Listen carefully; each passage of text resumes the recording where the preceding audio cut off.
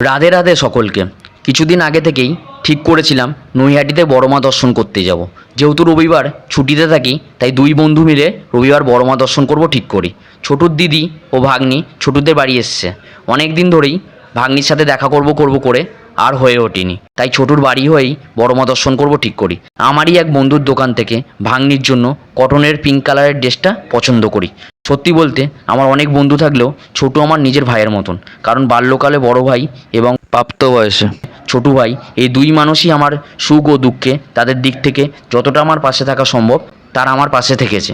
জীবনে এমন কিছু বন্ধু খুবই দরকার যারা সময়ের সাথে সাথে তোমাকে সাপোর্ট করবে এবং পাশে থাকবে। মামা বলো মামা। আমার ল্যাপটপটা ছোটুর কাছেই ছিল। ফোনে অনেক দরকারি ফাইল ছিল, সেগুলো ল্যাপটপে কপি করার পর দুই ভাই মিলে বড়মা দর্শন করতে চললাম। এটা হলো আমাদের স্কুলের মাঠ, এখানেই মেলা বসে। আর এটা হলো আমাদের সকলের প্রিয় গরলগাছা হাই স্কুল, জীবন গড়ার কারখানা। এখানেই আমি, ছোটু এবং আমার বেশিরভাগ বন্ধুই এই স্কুলেই তার শৈশব এবং কৈশোর কাটিয়েছে। ডানকুনির ফ্লাইওভারের নিচে দিয়ে ডানকুনি স্টেশনে পৌঁছালাম। ডানকুনি স্টেশনের পাশে সাইকেল ও বাইকের গ্যারেজে গাড়ি রেখে টিকিট কাউন্টারের দিকে এগিয়ে গেলাম। টিকিট কাউন্টারে পৌঁছে দুটো ডানকুনি থেকে নৈহাটির রিটার্ন টিকিট কেটে প্ল্যাটফর্ম নাম্বার 1-এ গিয়ে 2:20 ডানকুনি শিয়ালদা লোকাল ধরে দমদম স্টেশনের উদ্দেশ্যে যাত্রা শুরু করলাম। ডানকুনি থেকে দমদম স্টেশনের মাঝে দক্ষিণেশ্বর স্টেশন পড়ে। 1855 সালে রানী রাসমণি কর্তৃক প্রতিষ্ঠিত হয় একটি বিখ্যাত কালী মন্দির। এখানে দেবী কালীকে ভবতারিণী হিসাবে পুজো করা হয়। এই মন্দিরটি পরবর্তীকালে স্থাপত্যশৈলী এবং রামকৃষ্ণ পরমহংসের সাধনাস্থল হিসাবে বিখ্যাত হয়। দমদম স্টেশনে পৌঁছে প্ল্যাটফর্ম নম্বর 1 থেকে নৈহাটির লোকাল ধরে নৈহাটির উদ্দেশ্যে যাত্রা করি। যখন আমাদের ট্রেন ব্যারাকপুর স্টেশনে পৌঁছায় তখন লক্ষ্য করি ধীরে ধীরে বৃষ্টি চালু হয়েছে। নৈহাটি স্টেশনে পৌঁছে ফুটওভার ব্রিজ দিয়ে প্ল্যাটফর্মের বাইরে আসি। নৈহাটি স্টেশন থেকে 5 মিনিটের হাঁটা পথে মন্দিরে পৌঁছাই। আমাকে যেহেতু এখন 1 বছর পুজো দিতে নেই, তাই আমি বড়মার দর্শন করব বলেই আসি।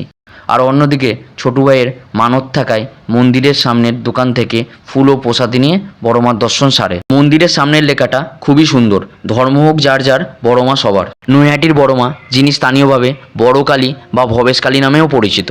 প্রায় 100 বছর আগে ভবেশ চক্রবর্তী নামে এক ব্যক্তি নবদ্বীপ থেকে অনুপ্রাণিত হয়ে নৈহাটিতে ফিরে এসে 22 ফুট উঁচু কালী প্রতিমা তৈরি করেন। প্রথম দিকে এই পুজো ভবেশ কালী নামে পরিচিত ছিল, পরে স্থানীয় মানুষের মুখে কালী এবং তারপর বড়মা হিসাবে পরিচিত লাভ করে। লোকমুখে শোনা কথা, মন্দিরের গর্ভগৃহে মায়ের কোষ্ঠী পাথরের মূর্তি রয়েছে। প্রতি বছরই কোজাগরী লক্ষ্মী পুজোর পর 21 ফুটের মাটির প্রতিমা তৈরির কাজ শুরু হয়। কথিত আছে এই মায়ের কাছে মনস্কামনা করলে তা পূর্ণ হয়।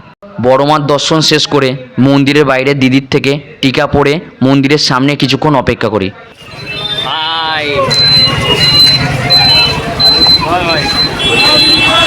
এত হাসছো কেন ভাই? মুখে এই মিষ্টি হাসিটা, আমরা ওয়েট করছি কেন? চলো। পরবর্তীকালে নৈহাটি স্টেশনে পৌঁছে শিয়ালদা লোকাল ধরে দমদম স্টেশন থেকে ডানকুনি লোকাল ধরবো ঠিক করি, কিন্তু দুর্ভাগ্যবশত আমাদের ট্রেন দমদমের স্টেশনে পৌঁছানোর 2 মিনিট আগে ডানকুনি লোকাল ছেড়ে দেয়। তাই শিয়ালদা স্টেশনে পৌঁছে 8:42-এর বারুইপাড়া লোকাল ধরবো ঠিক করি। 8:20 দিক করে 3 নম্বর প্ল্যাটফর্মে বারুইপাড়া লোকাল আসবে অ্যানাউন্স হলে 8:42-এর বারুইপাড়া লোকাল ধরে ডানকুনির উদ্দেশ্যে রওনা দিই।